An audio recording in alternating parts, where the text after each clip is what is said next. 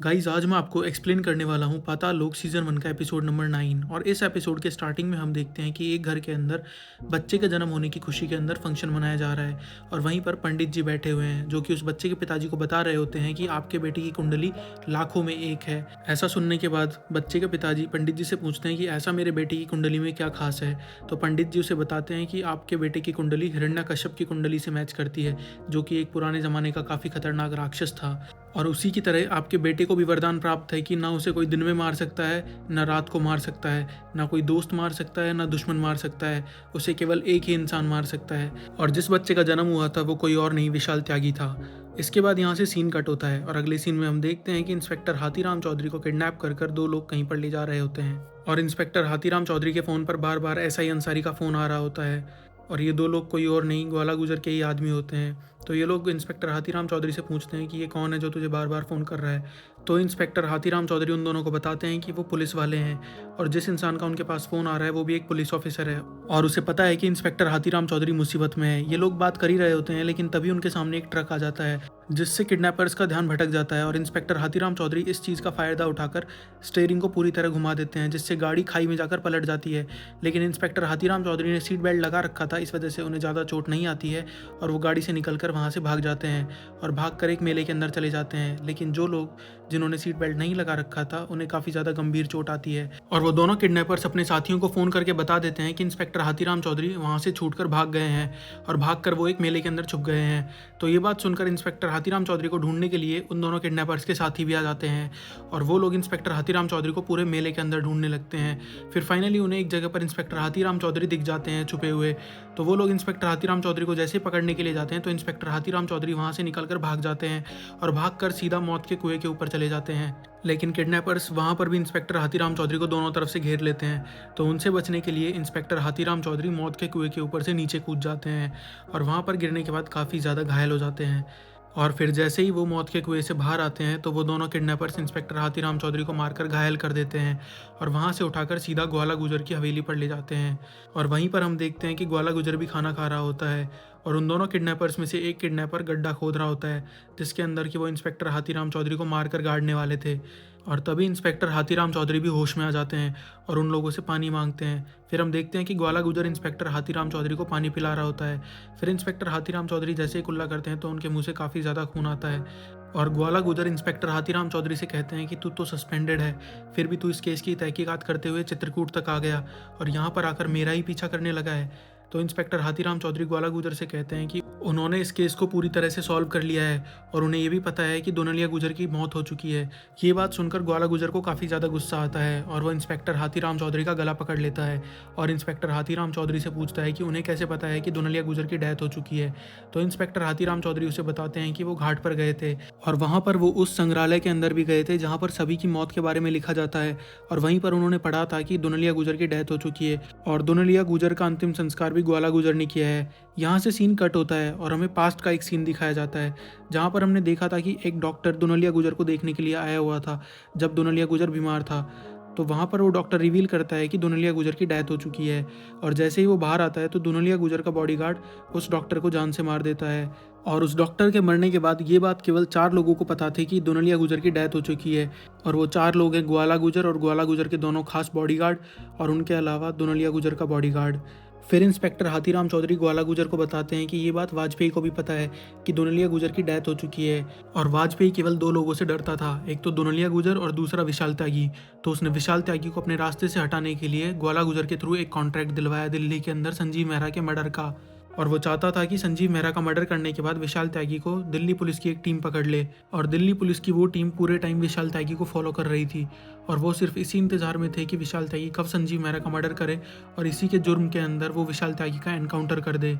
लेकिन विशाल त्यागी किसी कारण से संजीव मेहरा का मर्डर नहीं करता है और अपना प्लान कैंसिल कर देता है और मास्टर जी से बात करने की जिद पकड़ लेता है और दिल्ली छोड़कर वापस चित्रकूट जाने लगता है। लेकिन तभी दिल्ली पुलिस की एक टीम विशाल त्यागी की गाड़ी का पीछा कर उसे पकड़ लेती है और वो लोग विशाल त्यागी का एनकाउंटर करने वाले ही होते हैं। लेकिन तभी वहाँ पर मीडिया आ जाती है, इस वजह से वो विशाल त्यागी का एनकाउंटर भी नहीं कर पाते हैं और उन्हें विशाल त्यागी को अरेस्ट करना पड़ता है। फिर ग्वाला गुजर सोचता है कि ये बात किसने वाजपेयी को बताई होगी, तो वो अपनी पॉकेट से एक गन निकालता है और इंस्पेक्टर हाथीराम चौधरी के सिर पर लगा देता है। लेकिन वो गन इंस्पेक्टर हाथीराम चौधरी के ऊपर नहीं चलाता है, वो गन अपने एक बॉडीगार्ड पर चला देता है और अपने दूसरे वाले बॉडीगार्ड से कहता है कि मुझे तेरे ऊपर तो पूरा भरोसा है कि तूने किसी को कोई खबर नहीं दी है दुनलिया गुजर की डेथ के बारे में, लेकिन जो ये तेरा छोटा भाई है ये एक धोखेबाज है और इसी ने वाजपेयी को बताया है कि दुनलिया गुजर की डेथ हो चुकी है, इसीलिए मैंने इसे मारा है। फिर हम देखते हैं कि उस मरे हुए बॉडीगार्ड का बड़ा भाई वहीं पर बैठकर रोने लगता है और हमें उस मरे हुए बॉडीगार्ड की लाश दिखाई जाती है और ग्वाला गुजर इंस्पेक्टर हाथीराम चौधरी को छोड़ देता है और ग्वाला गुजर इंस्पेक्टर हाथीराम चौधरी को कुछ देता है और वो कहता है कि ये तुम त्यागी को दे देना, वो सब कुछ समझ जाएगा। उसके बाद इंस्पेक्टर हाथीराम चौधरी वहाँ से जाते जाते ग्वाला गुजर से पूछते हैं कि विशाल त्यागी ने संजीव मेहरा को क्यों नहीं मारा और वो मास्टर जी से क्या बात करना चाहता था। और इंस्पेक्टर हाथीराम चौधरी ग्वाला गुजर को एक कुत्ते से बहुत ज़्यादा प्यार करते हुए देखते हैं। फिर उसके बाद इंस्पेक्टर हाथीराम चौधरी चित्रकूट से वापस दिल्ली आ जाते हैं और वहीं पर हमें दिखाया जाता है कि संजीव मेहरा अपने चैनल की ग्रोथ से काफ़ी ज़्यादा खुश है और उसके ऑफिस में एक पार्टी भी रखी गई है। और संजीव मेहरा अपनी टीम से कहता है कि लास्ट कुछ साल हमारी टीम के लिए काफ़ी ज़्यादा कठिन थे, लेकिन अब हमारी टीम काफ़ी अच्छे से ग्रो कर रही है और हमारा चैनल भी काफ़ी अच्छे से ग्रो कर रहा है। और वहीं पर हम देखते हैं कि संजीव मेहरा को उनकी कलीग सारा मैथ्यू रेजिग्नेशन लेटर देती है और वो कहती है कि उसे इस जॉब से क्विट करना है। लेकिन तभी वहाँ पर इंस्पेक्टर हाथीराम चौधरी आ जाते हैं और संजीव मेहरा से कहते हैं कि वो संजीव मेहरा को संजीव मेहरा के केस के बारे में कुछ बताना चाहते हैं। फिर वो संजीव मेहरा के ऑफिस में आते हैं और संजीव मेहरा को एक कहानी सुनाने लगते हैं युधिष्ठिर की और कुत्ते की।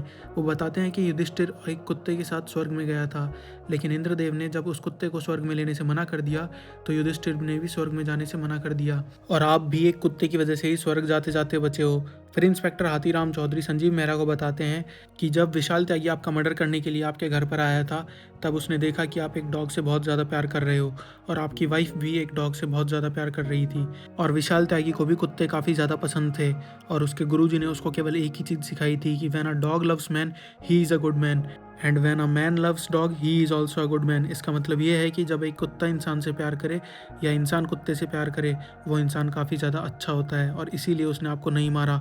फिर उसके बाद इंस्पेक्टर हाथीराम चौधरी अपने घर पर आ जाते हैं और वहाँ पर उनकी वाइफ उनके गले लगकर रोने लगती है।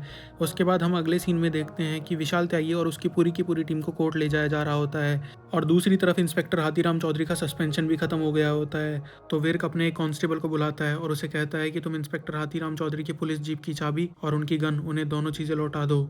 फिर इंस्पेक्टर हाथीराम चौधरी जाकर डीसीपी भगत से मिलते हैं और डीसीपी भगत इंस्पेक्टर हाथीराम चौधरी से कहते हैं कि तुम कोई भी चीज़ किसी को नहीं बताओगे और ना ही ये सच किसी के सामने रिवील करोगे, इसीलिए तुम्हें तुम्हारी नौकरी वापस लौटाई गई है। फिर उसके बाद अगले सीन में हम देखते हैं कि संजीव मेहरा अपने घर पर आता है और वहाँ पर वो देखता है कि उसकी वाइफ डॉली पपीज से काफ़ी ज़्यादा प्यार कर रही होती है। तो संजीव मेहरा अपनी वाइफ से थैंक यू बोलता है और यहाँ से सीन कट होता है और अगले सीन में हम देखते हैं कि इंस्पेक्टर हाथीराम चौधरी अंसारी के पास जाते हैं और उसे कहते हैं कि चलो जीप में बैठ जाओ, मैं तुम्हें तुम्हारे इंटरव्यू की जगह पर छोड़ दूंगा। और इंस्पेक्टर हाथीराम चौधरी एसआई अंसारी को उनके इंटरव्यू की जगह पर छोड़कर वहाँ से सीधा कोर्ट चले जाते हैं जहाँ पर विशाल त्यागी के केस की हियरिंग होने वाली थी। और वहीं पर हम देखते हैं चीनी को, वो अपने दोस्त से बात कर रही होती है जिसके साथ उसने पूरी रेलवे स्टेशन पर ज़िंदगी काटी होती है। वो अपने उसी दोस्त को बता रही होती है कि वो अपनी सर्जरी करवाने वाली थी और सर्जरी करवाने के लिए ही वो पैसे जोड़ रही थी और सर्जरी करवाने के बाद वो उससे शादी करने वाली थी।